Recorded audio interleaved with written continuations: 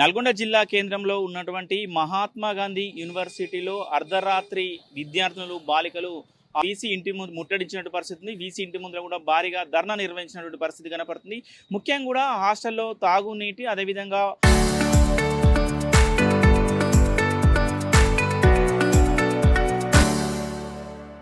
ఆ మౌలిక వసతులకు సంబంధించిన నీటి సరఫరా లేకపోవడంతో వీళ్ళందరూ కూడా ధర్నా చేసినట్టు కూడా తెలుస్తున్నటువంటి పరిస్థితి కనపడుతుంది. ఎన్నిసార్లు అధికారులకు, వీసీకి, రిజిస్టార్కు, అదేవిధంగా వార్డెన్లకు, కేర్ టేకర్లకు చెప్పినా కూడా ఎవరు స్పందించకపోవడంతో కూడా అర్ధరాత్రి సమయంలో మేము ఇట్లా ఆ ధర్నా చేయవలసిన పరిస్థితి ఏర్పడిందని కూడా అక్కడ ఉన్నటువంటి విద్యార్థులు చెప్తున్నటువంటి పరిస్థితి కనపడుతుంది.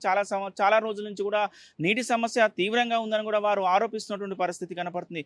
కొత్త భవనాలకు సంబంధించి పక్కనటువంటి నిర్మిస్తున్న కొత్త భవనాలకు కూడా ఈ నీటిని మొత్తం కూడా అక్కడికి మళ్లించడం వల్ల కూడా ఇక్కడ నీటి సమస్య తీవ్రంగా ఉంది. స్నానం చేయడానికి, బట్టలు ఉతుకోవడానికి కూడా కనీసము నీరు లేవు. తాగడానికి కూడా మంచినీళ్ళు లేని పరిస్థితి దాపరించిందని కూడా వాళ్ళు ఆ బాలికలు పెద్ద ఎత్తున ఆందోళన చేస్తూ అర్ధరాత్రి 1 గంట సమయంలో వీసీ ఆ నివాసం ముందు కూడా ధర్నా నిర్వహించే పరిస్థితి కనబడుతుంది.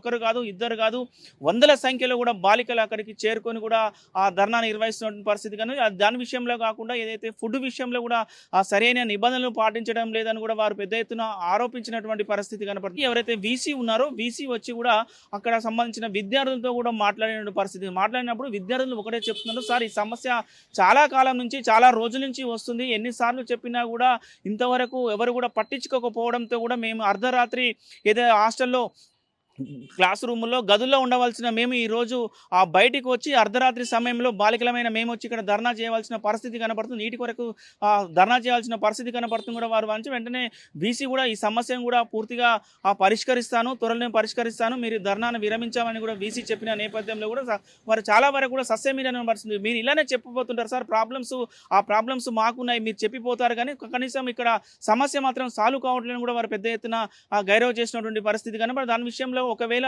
మేము ఒక 2-3 రోజుల సమయం కేటాయిస్తున్నాం, ఒక 2-3 రోజుల సమయంలో కూడా మాకు కావాల్సిన మంచినీరు అదేవిధంగా నిత్యావసర సంబంధించిన వాటర్ మాకు రాకపోతే మాత్రము మరొక ఉధృతము ఇదే ఏదైతే ఉందో ఇది ఉధృతం చేస్తామని కూడా వాళ్ళు హెచ్చరించినటువంటి పరిస్థితి. ఏది ఏమైనా కూడా అర్ధరాత్రి సమయంలో క్లాస్ రూముల్లో ఉండవలసిన బాలికలు ఏదైతే మహాత్మా గాంధీ యూనివర్సిటీ వీసీ నివాసం ముందు కూడా పెద్ద ధర్నా చేయడం కూడా చర్చించుకుంటున్న పరిస్థితి కనబడుతుంది. అంటే లోపల ఎంత అధ్వానంగా తయారవుతున్న పరిస్థితి కనబడుతుంది. చాలా వరకు కూడా గతంలో కూడా విద్యార్థి సంఘ నేతలు, విద్యార్థి సంఘ నాయకులు కూడా పదే చెప్పినట్టు పరిస్థితి.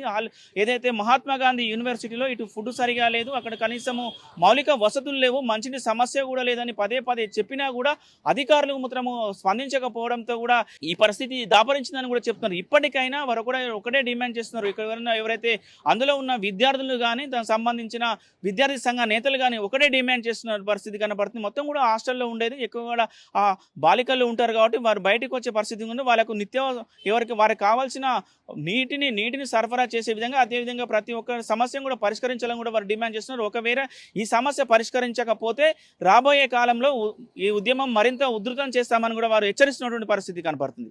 వీడియో జర్నలిస్ట్ కృష్ణతో అచ్యుత్, RTV నల్గొండ జిల్లా.